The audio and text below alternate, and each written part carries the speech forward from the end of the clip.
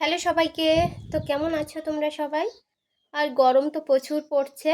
তো আজকে একটা আমি বাড়িতে থাকা উপকরণ দিয়ে শরবত বানিয়ে খাবো। তো দেখতে থাকো পুরো ভিডিওটি স্ক্রিপ্ট না করে। অবশ্যই তোমাদের কাছে অনেক অনেক ভালো লাগবে। এখন নিয়ে নিয়েছি ফ্রিজ থেকে ঠান্ডা জল। আর গরমের দিনে ঠান্ডা জল খেলে তো প্রাণ জুড়িয়ে যায়, তাই না? তো এই ঠান্ডা জল দিয়ে আজকের এই স্পেশাল শরবতটা বানাবো। আমি মাঝে মধ্যে বানিয়ে খাই, তো তোমাদের সঙ্গে কোনোদিন শেয়ার করা হয়নি, তাই ভাবলাম আজকে শেয়ার করে দিই। প্রথমেই লাগবে 1 চামচ তেঁতুল। এখানে অনেকজনের মতো করে বানাতে চাইলে কিন্তু একটু বেশি পরিমাণে তেঁতুল নিতে হবে, যেহেতু তেঁতুল লবণের পরিমাণটা একটু বেশি দিতে হবে। এবার দিয়ে দেব একটা ভাজা লঙ্কা। লঙ্কাটা যারা খেতে চাও না তাদেরকে লঙ্কা না দিলেও কিন্তু চলবে। এবার লঙ্কা ভেঙে এই তেঁতুলের সঙ্গে একটু মেখে নিচ্ছি। আমার এই ফোনটা ক্যামেরা ভালো দেখে আমি নতুন কিনেছি, এই 5-6 মাস হলো। কেন জানি না এই ফোনের ক্যামেরাটা ঝাপসা হয়ে গেছে। পেছন ক্যামেরাটা কিন্তু ঝাপসা হয়ে গেছে, সামনের যে সেলফি ক্যামেরা খুব সুন্দর। তো যাই হোক, এবার কথা বলতে বলতে একটু মেখে নিলাম। লেবু পাতার সঙ্গে ঝাল লবণ দিয়ে মেখে রাখা তেঁতুল দিয়ে দিলাম, দিয়ে একটু চটকে নিচ্ছি। আমরা ছোটোবেলায় এইভাবে তেঁতুল কিন্তু মেখে খেতাম, আর এইভাবে মেখে খেতে দারুণ লাগে।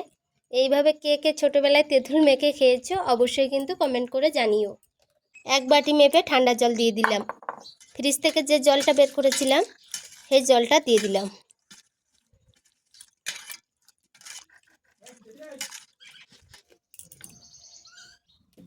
আরও 1 বাটি ঠান্ডা জল দিলাম। এখন একটা কাঁচের বড় কাপ নিয়ে নিলাম, আর একটা ছাঁকনিও নিয়ে নিয়েছি। ছাঁকনি দিয়ে ছেঁকে কাপের মধ্যে দিয়ে দিচ্ছি। এখন দিয়ে দিচ্ছি 1 চামচ পরিমাণে চিনি। চিনি দিয়ে মিশিয়ে নিচ্ছি।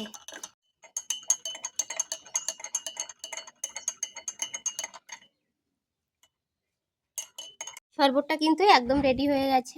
এখন খেয়ে দেখতে হবে কেমন হয়েছে। কিন্তু এটা আমি যতটুকু সম্ভব জানি খেতে কিন্তু দুর্দান্ত হয়। আমি প্রায় সময় এই শরবতটা বানিয়ে খেয়ে থাকি। বাড়িতে কিছু না থাকলেও কিন্তু বাড়িতে থাকা উপকরণ দিয়ে এই শরবতটা সহজেই বানিয়ে নেওয়া যাবে। গরমের দিনে তো এটা বানিয়ে খেলে আর কোনো কথাই চলে না। দারুণ হয় এই শরবতটা খেতে। এই যে বাড়িতে আজকে কেউ নেই, তো কেউ খাওয়ার নেই, আমি একাই খেয়ে নিচ্ছি।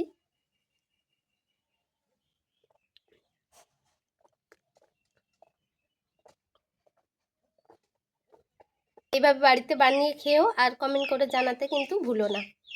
সবাইকে অনেক অনেক ভালোবাসা আমার তরফ থেকে। টাটা সবাইকে।